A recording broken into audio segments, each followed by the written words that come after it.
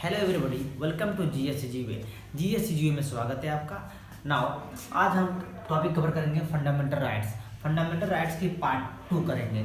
Part 1 हम कर चुके हैं। अगर पार्ट 1 नहीं देखेंगे तो मैं डिस्क्रिप्शन में अपना लिंक दे दूंगा, आप उसे जरूर देखिएगा।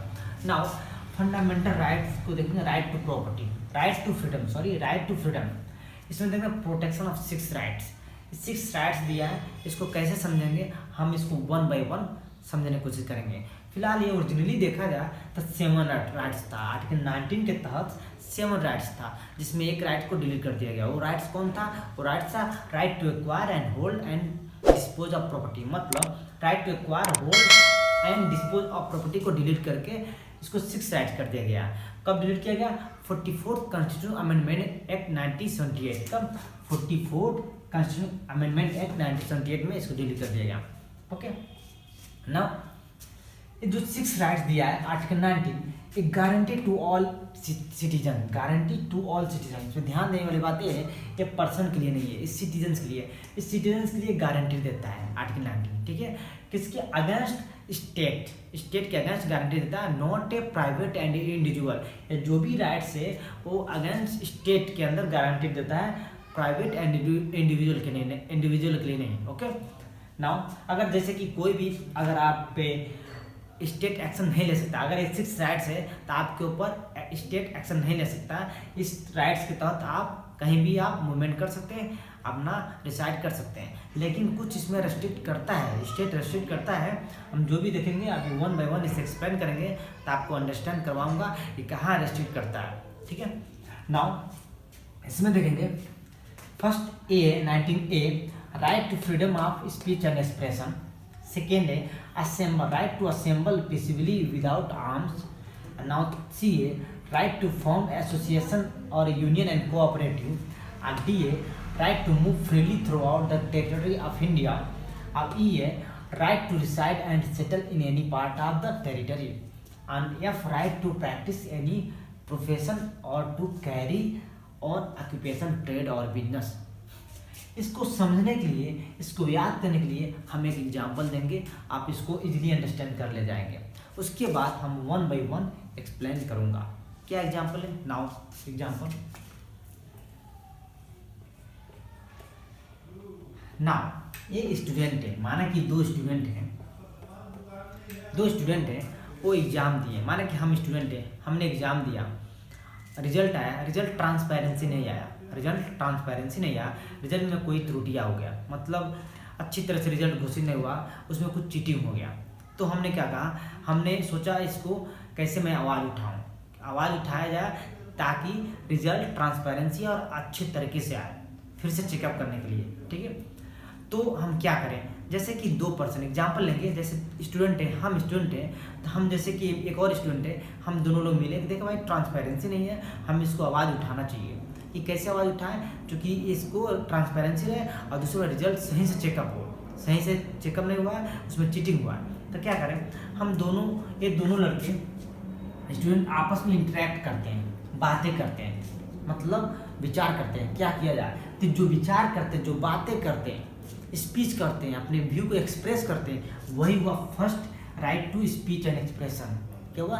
Right to speech expression. मैं ये समझाने की कोशिश कर रहा हूँ एक एग्जाम्पल के तहत से, उसके बाद मैं एक्सप्लेन करूँगा, ठीक है। नाउ गेट, ठीक, क्या हुआ? स्पीच किया, पहले दोनों बातें की हैं ताकि क्या होगा, क्या आगे प्लानिंग किया जाए। तो ये बातें क्या हुआ? Speech and expression. सेकेंड क्या हुआ? बातें करके सोचे थोड़ा मूव करके हम थोड़ा और मीटिंग बनाएं और क्या दोस्तों को जोड़ें, ताकि अगर ज़्यादा लोग रहेंगे तो इससे हमारी आवाज़ ज़्यादा ऊपर तक पहुंच सकता है, नहीं तो हम उठा नहीं सकते, इस मुद्दे को आगे नहीं बढ़ा सकते। तो क्या किया इन्होंने? मूव किया। तो क्या हुआ? Movement, right to movement. क्या हुआ? मूव, राइट टू मूवमेंट करके उसके बाद क्या हुआ? इन्होंने सोचा एसोसिएशन करो, कुछ लोगों से मिल लो, कुछ स्टूडेंटों से मिल के अपने एसोसिएशन करें ताकि अपने आवाज़ को और बुलंद बना सकें और आगे बढ़ा सकें, ताकि जब तक मेजोरिटी नहीं रहेगी तब तक कोई सुनने वाला है। तीनों ने एसोसिएशन किया। क्या किया? बहुत सारे ग्रुप में मिला, बहुत सारे स्टूडेंट मिले, एसोसिएट करके अब सोचिए, अब असेंबली किया। क्या किया? एसोसिएट करके असेंबली किया। फर्स्ट क्या हुआ? Speech and expression, second movement, third assemble, third association, association किया, उसके बाद इसने असेंबल करने की कोशिश किया। क्यों असेंबल? भाई असेंबली किया जा, हम लोग असेंबली किया जा मुख्यमंत्री आवास के सामने या कोर्ट के सामने कहीं जाके एक मेन चौराहे पे असेंबली किया जा और अपनी आवाज़ को, अपने मुद्दा को उठाएं। तो इन्होंने एसोसिएशन करके असेंबली किया। असेंबली करने के बाद क्या हुआ, इन्होंने सोचा असेंबली तो कर रहे हैं, और जब तक मेरी बात को समझा नहीं जा रहा है, जब तक प्रॉब्लम को समझा नहीं जा रहा है, तब तक हम लोग करेंगे, यहाँ पे बैठे रहेंगे, धरना प्रदर्शन करेंगे। उसके बाद इन्होंने यहीं पे डिसाइड हो गया। क्या हुआ? डिसाइड। समझते चलिए, पहले स्पीच किया, उसके मूवमेंट किया, उसके बाद एसोसिएशन किया, उसके बाद असेंबली किया, उसके बाद रिसाइड किया। और जब रिसाइड हो गया वहीं बैठ गए लोग, सब कोई बैठ के धरना प्रदर्शन, चलो भाई जब तक मेरा प्रॉब्लम सॉल्व हो तब तक हम यहीं पे बैठे रहेंगे। अब वहीं बैठे रहा, डिसाइड हो गया। अब सोचा डिसाइड करने के बाद क्या करूं, अब मेरा बात सुना नहीं जा रहा है, तो यहीं पे कुछ लोगों ने प्रोफेशन करने लगा, यहीं कुछ लोगों ने बिजनेस करने लगा, ट्रेड करने लगा। जैसे यहीं पे अपना चाय बेचने लगा, यहाँ पकौड़े छाने लगा, या बुक्स बेचने लगा, कुछ भी करने लगा, ट्रेड बिजनेस, ताकि हम यहाँ पे बैठे भी रहेंगे और अपनी प्रोफेशन भी करेंगे। तो ये हुआ एक एग्जाम्पल। क्या हुआ?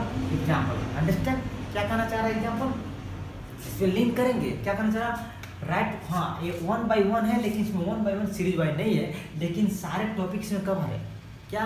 Speech and expression, speech expression, right to speech expression, second right to movement, second right to movement, third क्या हुआ? एसोसिएशन, ग्रुपिंग बना के एसोसिएट किए, एसोसिएशन हुआ। उसके बाद असेंबली, बैठा, असेंबली बना के धरना प्रदर्शन किए। उसके बाद रिसाइड किए, उसके बैठ गए, रिसाइड किए, वहीं पे अपना स्थान, वहीं पे बैठ गए, वहाँ पे अपना घर बना लिए। मतलब जब तक मेरा क्लियर नहीं होगा प्रॉब्लम तब तक हम यहाँ जाएंगे, रिसाइड होगा। उसके बाद उन्होंने कुछ प्रोफेशन किया, कुछ लोगों ने प्रोफेशन किया, कुछ चाय बेचा, पकौड़ा बेचा, कुछ भी बेचा, वहाँ पे कुछ अपना खर्चा निपटाने के लिए।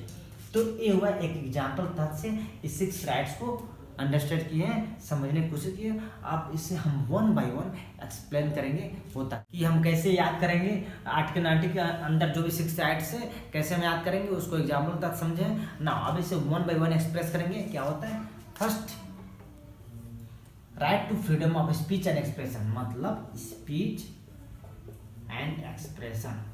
ठीक है, मतलब ये करना चाह रहा है every citizen speech and expression, every citizen speech and expression view on opinion, मतलब अपनी ओपिनियन जो भी होगी हम व्यू कर सकते हैं, स्पीच एंड एक्सप्रेशन कर सकते हैं। ठीक है, वो क्या करेंगे? जैसे सुप्रीम कोर्ट के अकॉर्डिंग अपना कुछ पॉइंट दिया गया, सुप्रीम कोर्ट के अकॉर्डिंग कुछ इसमें पॉइंट दिया है कि क्या क्या हम एक्सप्रेस कर सकते हैं, क्या क्या स्पीच कर सकते हैं। जैसे हम माउथ द्वारा हम बोल सकते हैं, रिटेनिंग कर सकते हैं, रिटेनिंग भी कर सकते हैं, एंड अपना पिक्चरिंग कर सकते हैं, एंड प्रिंटिंग कर सकते हैं, एंड जो भी हम कुछ कहें वो हमारा राइट्स 19A में दिया है, right to freedom of speech and expression. इस सुप्रीम कोर्ट के अकॉर्डिंग कुछ पॉइंट दिया गया कि क्या क्या करेंगे, वो आप बुक्स में पढ़ लीजिएगा। जैसे कि कर सकते right to silence, right to silence, right to picketing, demonstration, जैसे कि हम धरना प्रदर्शन कर सकते हैं, ठीक है, लेकिन does not right to strike, लेकिन राइट टू स्ट्राइक नहीं कर सकते हैं। क्या?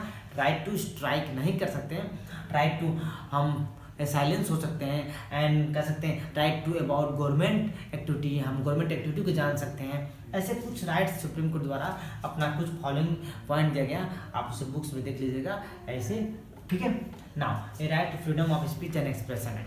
ठीक, नाउ सेकेंड देखें। हाँ, इसमें कुछ रेस्ट्रिक्शन है, हालांकि जो स्टेट है रेस्ट्रिक्ट करता है, कुछ रेस्ट्रिक्ट करता है, किस लिए? जो स्टेट है जो इम्पोज करता है, रेस्ट्रिक्शन है, इम्पोज करता है। क्या इम्पोज करता है? जैसे कि हम ऐसा कुछ न बोले जिससे आप सोवरेनिटी इंटीग्रिटी ऑफ इंडिया पे दिक्कत प्रॉब्लम हो, sovereignty integrity of India and public order पे प्रॉब्लम क्रिएट हो, ऐसा कुछ ना कहें कि इस पर दिक्कतें हो। वहाँ इस सिचुएशन में स्टेट इम्पोज कर सकता है, रेस्ट्रिक्ट कर सकता है। ठीक है, स्टेट यहाँ पे रोक लगा सकता है।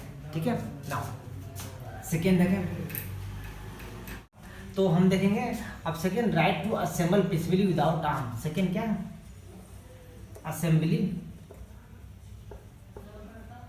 Peacefully without arms. मतलब क्या कहना चाह रहा है? राइट्स हम असेंबल कर सकते हैं विदाउट आर्म्स, बिना आर्म्स का असेंबली करना अलाउ है। आर्म्स रहे मतलब हथियार लेके हम असेंबली नहीं कर सकते, हथियार लेके हम डिमॉन्स्ट्रेशन नहीं कर सकते, पिकेटिंग नहीं कर सकते हैं। ठीक है, अगर उल्लेख करेंगे तो आर्टिकल 90B के तहत क्या ये वैलिड नहीं रहेगा। ठीक है, तो असेंबली विदाउट आर्म्स, ठीक है, कर सकते हैं।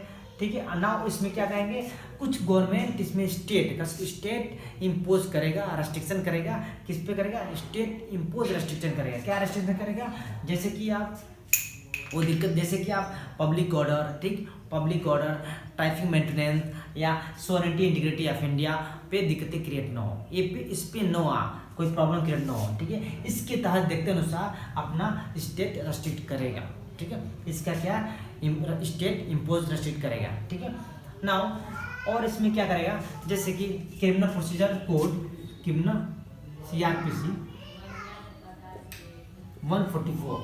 CRPC 144 के अकॉर्डिंग इसमें अगर कोई असेंबली कर रहा है, CRPC 144 के अकॉर्डिंग इसमें जो मजिस्ट्रेट होंगे वो रिस्ट्रेन कर सकते हैं, असेंबली को रिस्ट्रेन कर सकते हैं, ठीक है। असेंबली को हटा सकते हैं, भंग कर सकते हैं, जहाँ से असेंबली हटाना की परमिशन दे सकते हैं, CRPC 144 के according. Now Indian penal code 141 के अकॉर्डिंग क्या कहता है, इंडियन पेनल कोड 141 कि अगर कोई भी पर्सन 5 या 5 से ज़्यादा एक जगह असेंबल हो, एक जगह असेंबली कर रहा है, एक जगह खड़े हो, तो उसके ऊपर अनलॉफुल एक्टिविटी, अनलॉफुल होगा, वो अनलॉफुल होगा, मतलब वो इलीगल होगा। वहाँ उनको IPC 141 का 5 से ज़्यादा लोग खड़े नहीं हो सकते, ठीक है, रूल्स के अकॉर्डिंग। एक आता है IPC 141 एंड CRPC 144, ठीक है। ये हुआ असेंबली, ठीक। नाउ थर्ड देखेंगे, फॉर्म एसोसिएशन। क्या, राइट टू फॉर्म एसोसिएशन, मतलब हम एसोसिएशन कर सकते हैं, राइट टू फॉर्म एसोसिएशन और यूनियन ऑन कोऑपरेटिव सोसाइटी। ये क्या आता है, आर्टिकल 19C के तहत आता है, राइट टू फॉर्म एसोसिएशन और यूनियन कोऑपरेशन। हम एक एसोसिएशन कर सकते हैं, हमारी राइट्स मिला हुआ है, ठीक। नाउ थर्ड क्या होता है, 19D, right to move freely throughout the territory of India. क्या कहता है, right to move freely throughout India या विद इन स्टेट, मतलब हम किसी भी स्टेट में या हम इंडिया के किसी भी टेरिटरी ऑफ इंडिया के किसी भी जगह हम right to move easily move कर सकते हैं, इसमें कोई रेस्ट्रिक्ट नहीं कर सकता, ठीक है। ये आर्टिकल 19D कह रहा है, ठीक है। लेकिन हम कुछ रेस्ट्रिक्शन है, स्टेट कुछ रेस्ट्रिक्शन करता है कि आप वहाँ मूव नहीं कर सकते। क्या, वो कौन कौन सी जगह है, जैसे आप कह सकते हैं जो रेस्ट्रिक्ट कर सकता है, जैसे कि कुछ लोग, जैसे कि आप प्रोस्टिट्यूट देखें, जो प्रोस्टिट्यूट जैसे वैश्य महिला है, वो उनको परमिशन नहीं दिया गया है कि आप किसी स्थान पे पब्लिक प्लेस पे पब्लिक हेल्थ के कारण आप वहाँ पे मूव ना करें, ठीक है। रीजन जैसे एड्स पर्सन हो, उसको भी बोला गया आप वहाँ पे मत जाइए, किसी पब्लिक प्लेस पे जहाँ भीड़ भाड़ हो वहाँ मत जाएं, क्योंकि वहाँ पब्लिक हेल्थ को देखते अनुसार उनको रेस्ट्रिक्ट किया गया है, ठीक है। नाइदर राइट टू मूव, आप कहीं भी जा सकते हैं within territory of India, ठीक है। ये राइट टू मूव कहता है, right to move freely throughout the territory of India. Now second देखेंगे, reside and settlement in any part of territory. क्या बोलता है आर्टिकल 19 का E part, right to reside and settlement in any part of the territory, मतलब हम किसी भी जगह पे किसी भी प्लेस पे हम रिसाइड हो सकते हैं, हम टेम्पोररी या परमानेंटली हम रिसाइड हो सकते हैं। ये आर्टिकल 19E कह रहा है, right to reside and settlement in any part of territory. लेकिन इसमें भी कुछ रेस्ट्रिक्शन है। क्या, स्टेट इम्पोज करेगा रेस्ट्रिक्शन, क्या करेगा, जैसे कि हम कर सकते हैं रिसाइड वहाँ नहीं कर सकते हैं, कहाँ नहीं कर सकते हैं, जैसे कि मिलिट्री एरिया, जैसे मिलिट्री एरिया हो वहाँ पे हम रिसाइड नहीं कर सकते आम लोग, या नेशनल पार्क हो वहाँ नहीं कर सकते हैं, या वाइल्ड लाइफ सेंचुरी हो वहाँ नहीं कर सकते हैं। तो कुछ एरिया जो है वहाँ पर रिस्ट्रिक्ट करता है, ठीक है। नाइदर हम कहीं भी रिसाइड कर सकते हैं, टेम्पोररी या परमानेंटली, गेटिंग। नाउ राइट, जैसे कि हम देखें राइट रिसाइड में, जैसे कि हम कह सकते हैं वीकेंड से कि हम माना कि इंडिया में रिसाइड है, माना कि हम आउटसाइड इंडिया रिसाइड हो, मतलब आउटसाइड इंडिया में बाहर फॉरेन कंट्री में रिसाइड हम सेटलमेंट होने जा रहे हैं, मतलब टेम्पोररी, तो क्या होगा, वो बाहर जो जा रहे हैं आउटसाइड इंडिया, वो आर्टिकल 21 के तहत आएगा। आर्टिकल 19 के तहत ये आएगा reside within territory India, मतलब आर्टिकल 19 क्या कहता है, सिर्फ टेरिटरी ऑफ इंडिया में भारत के अंदर ही रिसाइड कहीं कर सकते हैं, या टेम्पोररी या परमानेंटली। लेकिन अगर बाहर करना है, जैसे टेम्पोररी रीजन से बाहर करना है किसी फॉरेन आउटसाइड इंडिया, तो आप आर्टिकल 21 के पर्सनल लिबर्टी लाइफ के तहत वो आता है, ठीक है, पर्सनल लिबर्टी लाइफ के तहत से। नाउ 19 क्या एफ देखते हैं, क्या बोलता है, right to practise any profession और to carry on occupation trade और बिजनेस। मतलब इसके अंदर ये कहना चाह रहा है right to practise any profession, हम कोई भी प्रोफेशन प्रैक्टिस कर सकते हैं, कोई भी बिजनेस कर सकते हैं, कोई भी ट्रेड कर सकते हैं, ठीक है, हमें कोई रोक नहीं है।